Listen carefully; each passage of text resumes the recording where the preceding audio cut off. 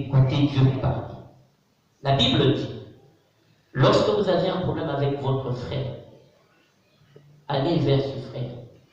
Avant d'emmener la chose à l'autel, allez voir le frère. Allez voir la sœur. Dites-lui, mon frère, je constate que tel problème que tu as avec moi n'arrive pas à nous mettre en conformité. Amen. Essayez d'arranger la chose. Si le frère ne tempère pas, n'est pas doux, allez prendre un second, allez prendre une troisième personne, pourquoi pas.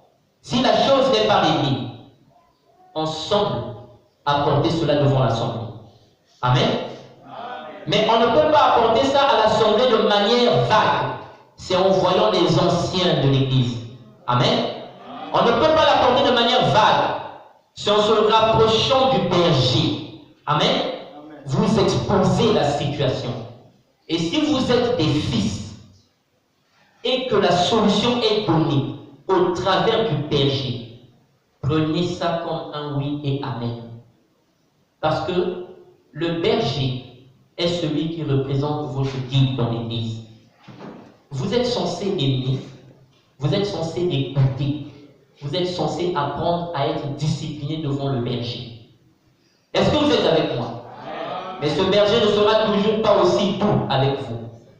Ce berger ne sera toujours pas aussi bon avec vous. Parfois, il va vous blesser. Un père n'est pas celui qui fait que des cadeaux aux enfants. Même lorsque nous cherchons les femmes, je me souviens, dans la rue, on pouvait leur offrir des jus et ainsi de suite. Mais une fois que cette femme entre dans la maison, je ne suis plus sûr qu'on va lui offrir les mêmes jus. La femme doit maintenant apprendre que dans la maison ici, il y a des moments où il peut manquer de l'argent, où il peut manquer à manger, n'est-ce pas? Pourquoi? Parce que dans la maison, il y a des principes. Dans la maison, il y a de l'ordre. Dans la maison, il y a des lois. Mais dehors, c'est encore à la volée. Amen. Nous devons avoir cette capacité.